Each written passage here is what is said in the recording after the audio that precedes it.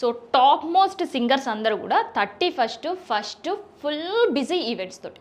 కానీ ఈ ఈవెంట్ కొంతమందికి కలిసి వస్తుంది, ఇంకొంతమందికి కలిసి రాని పరిస్థితికి వచ్చింది. సో అందరు కూడా సుపరిచితమే మంగ్లీ. సో మంగ్లీ పాడిన పాటలు కావచ్చు, లేదంటే చేసిన ఈవెంట్ కావచ్చు, ఫుల్ టు ఫుల్ సక్సెస్ అవుతుంది. కానీ ఈసారి మంగ్లీ ఎంచుకున్న ఈవెంట్ ఆమెకు మొదటి నుంచి కూడా కలిసి రాని పరిస్థితికి వచ్చింది. సో ఇంతకీ ఏమైంది అనేది నేను ఈ వీడియోలో చెప్తా.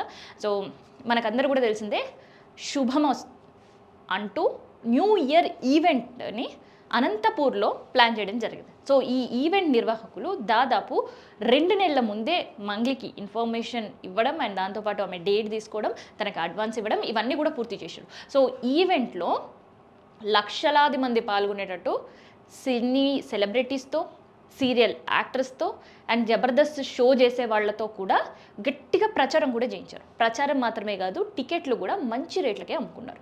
సీన్ కట్ చేస్తే 31st రోజు నైట్ ఈవెంట్, జనవరి మిడ్ నైట్ వరకు కూడా ఆ ఈవెంట్కి పోలీస్ అధికారులు కూడా పర్మిషన్ ఇచ్చారు. కానీ 30వ రోజు అక్కడుండే అనంతపూర్ వెల్ఫేర్ సొసైటీలు కావచ్చు, విహెచ్పి బజరంగ్ దళ్ లాంటి సంస్థలు కావచ్చు, ఇప్పటి వరకు అనంతపూర్లో ఇట్లాంటి ఈవెంట్స్ జరిగిందే లేదు. ఎక్కడి నుంచో తెచ్చిన విష సంస్కృతి ఇక్కడ అనంతపూర్ పైన రుద్దే ప్రయత్నం చేస్తున్నారు.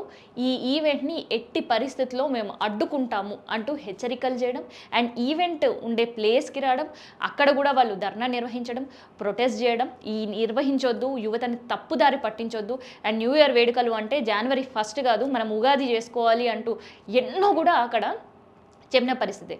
అండ్ ఎవరైతే ఈవెంట్కి వస్తున్నారో వాళ్ళని కూడా గో బ్యాక్ అనే నినాదాలు చేసిన సిచ్యువేషన్. అయినా కూడా ఈవెంట్ ఆగలేదు. అయితే ఈవెంట్కు ముందే మంగ్లీకి ఒక చేదు అనుభవం ఎదురైంది. అయినా కూడా ఆ ఈవెంట్కి ఒప్పుకోవడం, అడ్వాన్స్ తీసుకుంది కాబట్టి 31st రోజు ఆ ఈవెంట్కి అనంతపూర్కి మంగ్లీ వెళ్ళడం జరిగింది. కానీ అక్కడ ఒక దుర్ఘటన జరిగింది.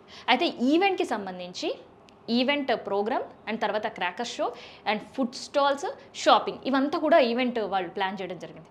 కానీ దురదృష్టవశాత్తు అక్కడికి సంబంధించిన ఎలక్ట్రికల్ సెట్టింగ్ ఎవరైతే చూస్తున్నారో, సో రామ్ ప్రసాద్ అనే వ్యక్తి అక్కడికే షాక్ సర్క్యూట్ తగిలి చనిపోవడం జరిగింది.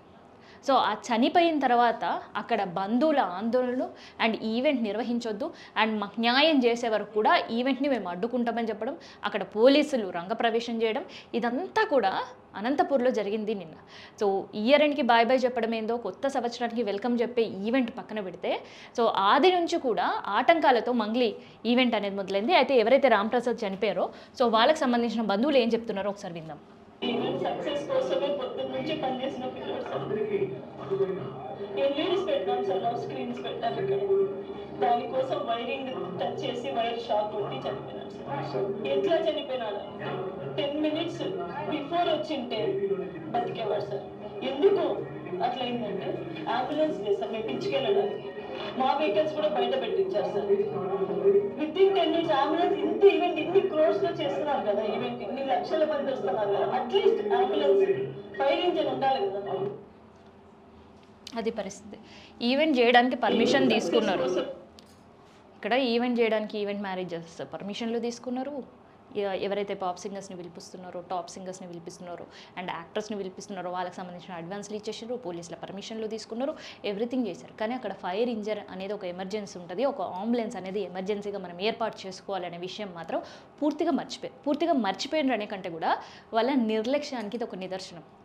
ఎవరు వస్తే ఏంది, ఎవరు పోతే ఏంది, నా ఈవెంట్ ఏంది, నేను చేసుకోవాలి, నా టికెట్ డబ్బులు అయితే నాకు వచ్చేసినాయి కాబట్టి వచ్చిన వ్యూవర్స్, వచ్చిన న్యూ ఇయర్ సెలబ్రేషన్కి అండ్ ఆ ఈవెంట్ని ఎంజాయ్ చేయడానికి వచ్చేవాళ్ళు ఏమైపోతే నాకేంటి అనే ధోరణి చాలా క్లియర్ కట్గా కనిపిస్తుంది.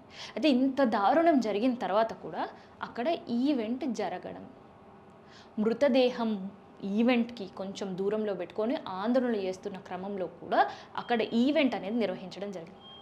సో ఇట్లా మొత్తానికైతే అనంతపూర్లో జరిగిన ఈవెంట్ ఇయర్ ఎండ్ ఈవెంట్ అనుకోవచ్చు అండ్ కొత్త సంవత్సరంలో ఫస్ట్ ఈవెంటే అని అనుకోవచ్చు మంగ్లీకి. సో ఫస్ట్ ఈవెంట్ ఒక బ్యాడ్ ఇన్సిడెంట్గా, ఒక నిరసనలతో మంగ్లీ కెరియర్ న్యూ ఇయర్లో ప్రారంభమైందనే చెప్పచ్చు.